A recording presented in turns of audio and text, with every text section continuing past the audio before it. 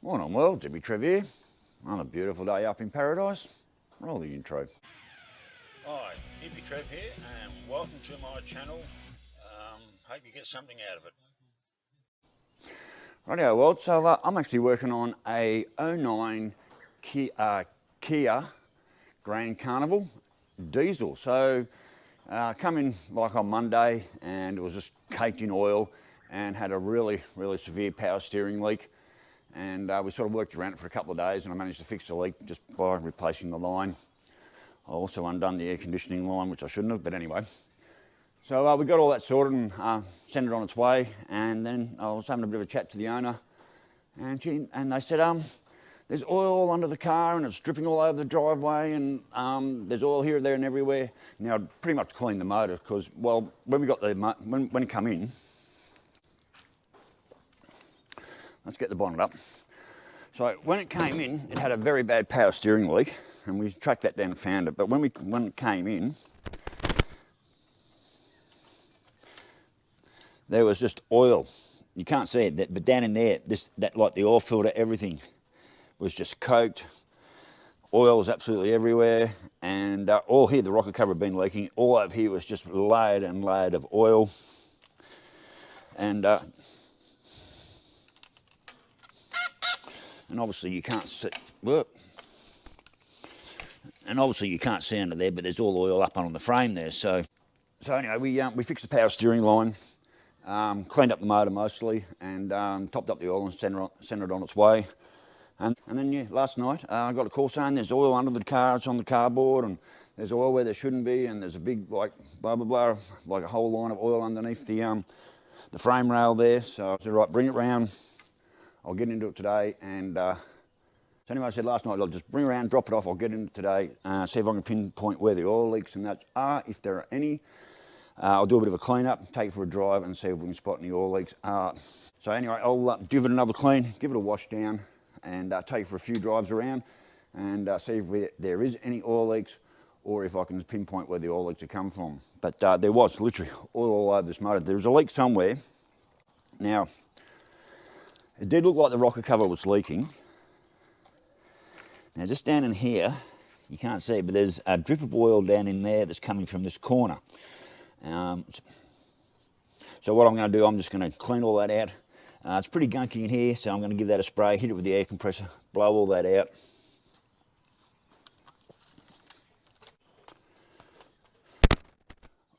When I come back later, I'll take the wheel off. There's some side covers in there. I'll get in there, spray it all down, put it all back together and drive again and see if we can start pinpointing exactly where the oil leak is coming from. That's my kind of mission for the day. So anyone who watched my video yesterday would have realised, whoa, audio problems. Like seriously, I had the camera that was facing forward.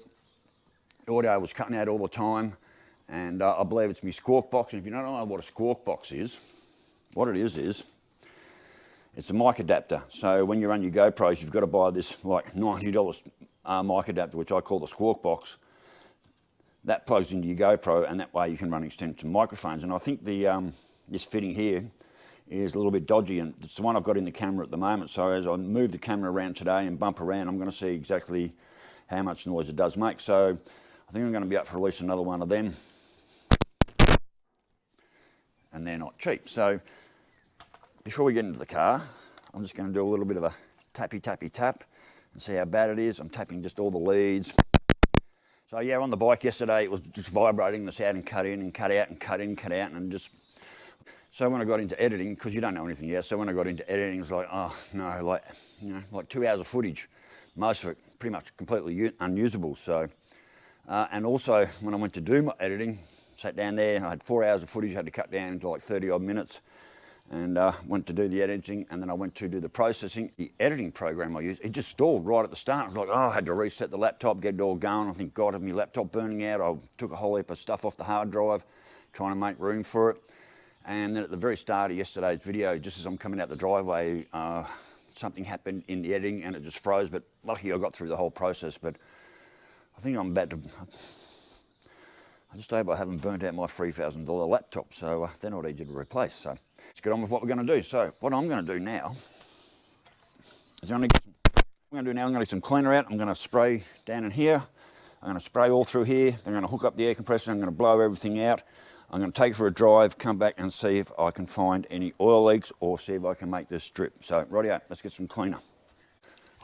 We went over this car with degreaser, but I'm just going to use brake cleaner at the moment, just to get this bit here clean. There is an obvious oil leak here, so I want to get rid of this one.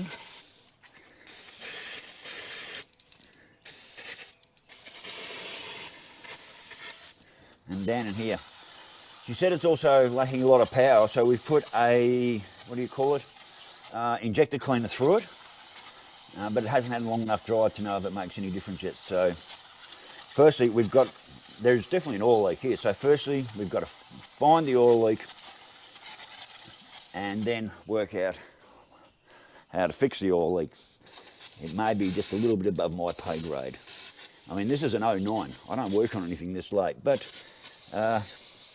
sometimes you just got to try and help someone the best way you can. And as I said to him, if I can help you, I will, and if I can't, I won't. And I'll tell you so. Like, if this job's beyond me, I'll just say straight up, no, I can't do that. You really need to go and see someone who really knows what they're doing. So, all right, that's pretty much empty. It's had a good spray. I'm going to get into it with the air compressor. Let's hit the compressor.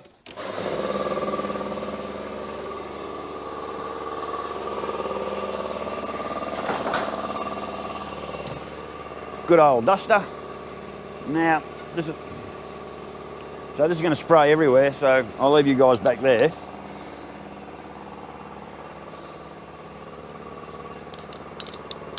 I don't want to do an oil change just yet, until I can try and pinpoint the oil leak in case it's a front main seal or a sump or something. So there's no point doing an oil and filter change, then have to drop the brand new oil out of it. Rightio.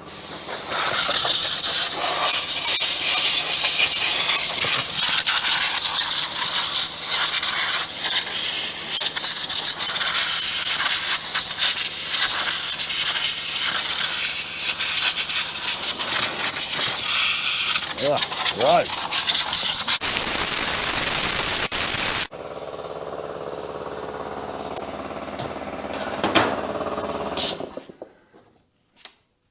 Well, that was gross, but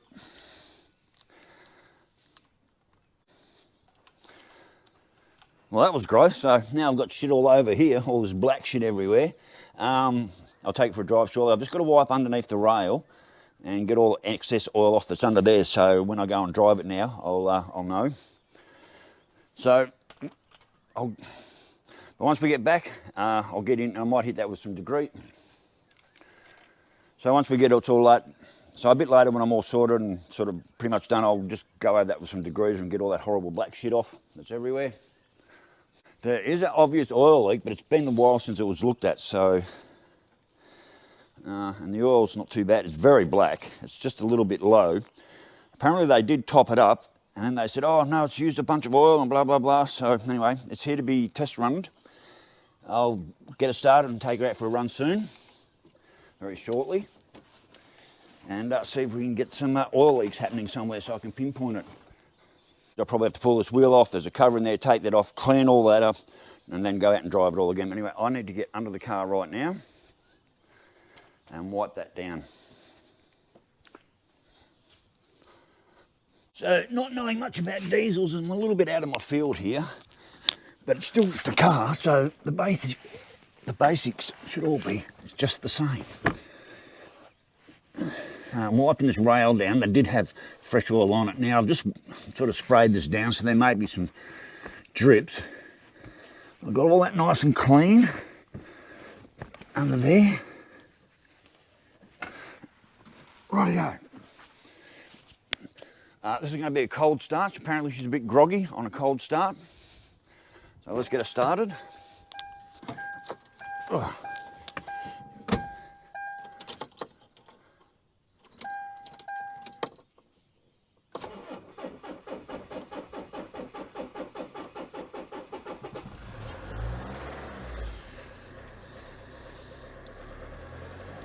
God, there's nothing on the pedal.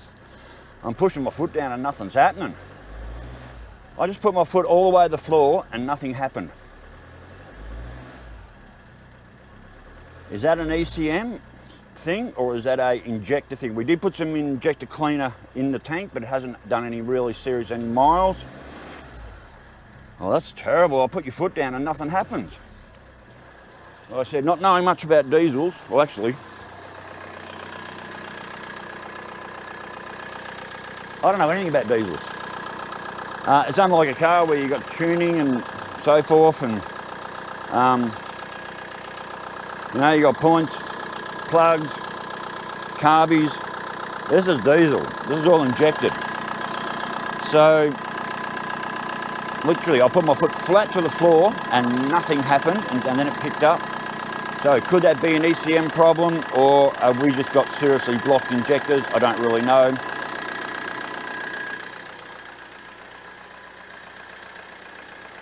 So the owner said it was running great when they first had it, and then it just started getting less and less, and now when they're parked, and now when they pull up at the stop sign and go to take off, if there's any cars coming, they've just got to wait. They just can't pull out and get going like it used to. And I just felt the accelerator then. It was like, oh yeah, something's not right. So anyway, I'm going to take for a quick test drive and come back and see if we can get some oil leaks happening. So righty Wells, I'll catch you when I get back. Later. Righto, well, so I'm just back on about a 25k round trip. Oh my God, that was just absolutely terrifying. Whoa, we've got lots of issues going on here. This is going to be a very short video. Wow, okay. So yeah, I did a 25k round trip. I thought the boat suspension was bad. The front is like this, you're driving along and it's like, you're literally doing this as you're going along. Now, the owner said that when you hit the brakes, there's a bit of vibration in the steering. I've had that with my XR8 and the rotors were all stuffed. I don't believe that's the issue with this. I believe the both front struts are so far gone that now when they touch the brakes, that's where that vibration comes in. I don't think it's got to do with rotors. I'm sure it hasn't got to do with pads. I think that's all suspension, but and then this thing would not sit on 100 k's an hour out in the open road.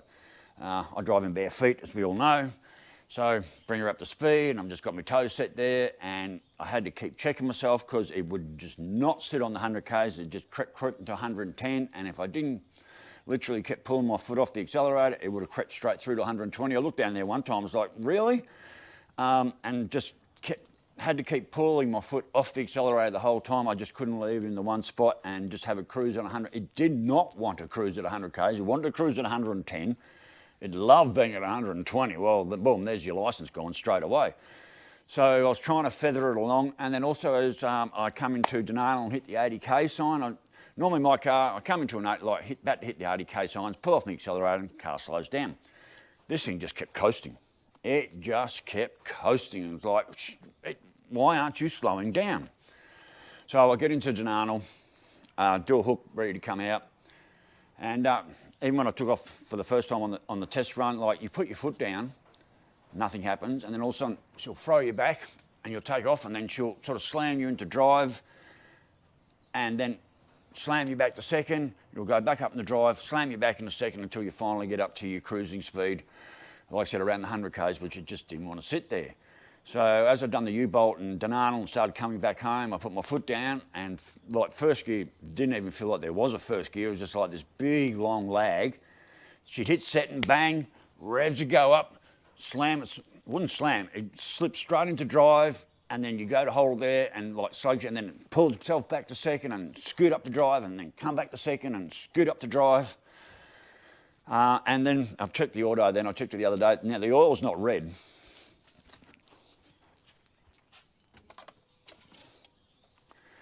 The oil is this dirty brown, so the oil's this dirty brown, and when you smell it, oh fuck, whoa! All right, that's burnt.